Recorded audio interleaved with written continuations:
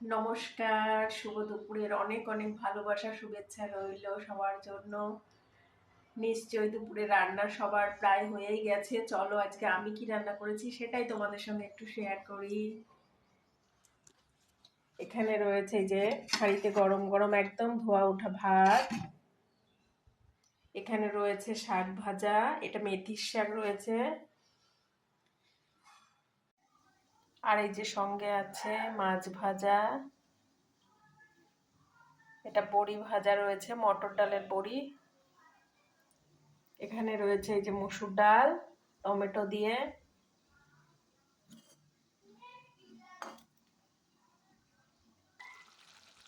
আর এই যে এখানে হচ্ছে কষা কষা করে চিকেন।